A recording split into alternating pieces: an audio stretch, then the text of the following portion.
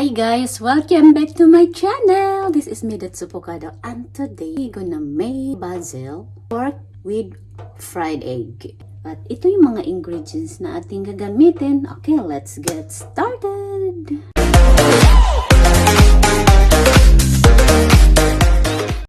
Gagamit tayo ng basil. Kunti lang po gagamitin natin. Ito, garlic, at onion. Sa sauce naman po, soy sauce, at gagamit po tayo ng sugar, 400 grams na pork. At guys, wala kasi akong fresh chili. Meron akong dried chili dito.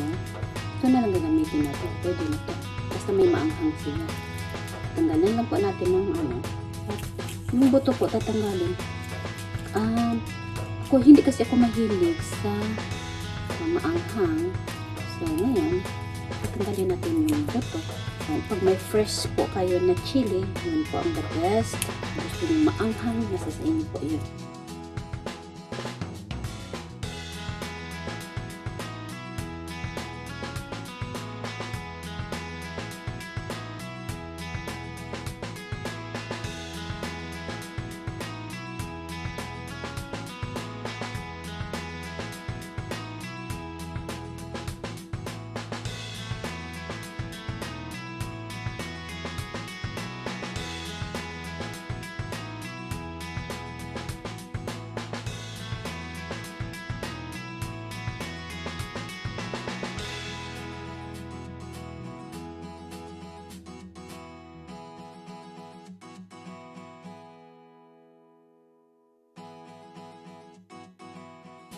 And guys, gagawa tayo ng sauce.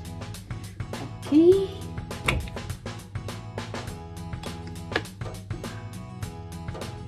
Two tablespoons of fish sauce. Two. Okay. Then the soy sauce. 1 tablespoon of soy sauce.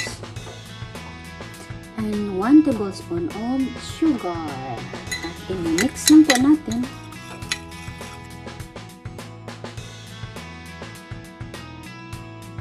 Okay guys, mainit na ang ating fry pan. Nilagyan po natin ng mantika. Unahin po natin guys ang ating sibuyas.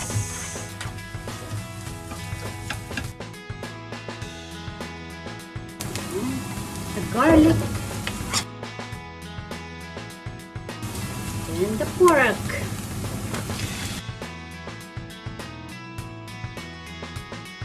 Guys, ilalagay na po natin ang ating sili. Pag fresh po, isasabay na yan sa garlic at saka sa sibuyas. Dried kasi siya ay madali siyang masunog. Huli ko siya nilagay. And guys, the sauce. Oh, smells so good.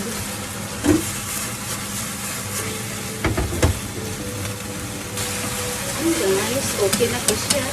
Ilalagay na po natin ang ating basil.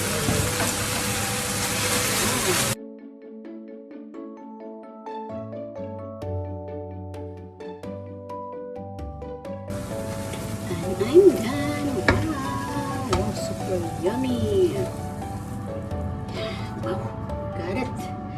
At ngayon, susunod natin, magluto tayo ng fried egg. Okay guys, yan na natin ng maraming mantika kasi fried egg ang gagawin natin. Yan, tama na yan. Init na ang ating mantika at ilalagay natin ang ating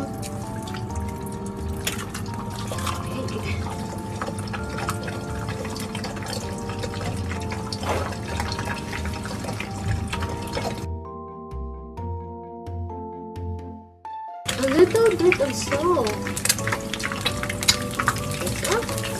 And then, okay. Wow. And this is it. Guys, I'm done. This is my basil pork with egg. Wow, sarap guys. Oh, yummy. Alam mo, medyo maanghang-anghang siya. Lalagay natin to sa ibabaw ng kanin. Ay, yummy! So guys, I hope you like my vlog today. At sana po meron po kayong matutunan. Napakadali lang pong lutuin at napakasarap po nito. Pwedeng pang ulam na po. And thank you for watching and see you my next vlog. See you! Bye!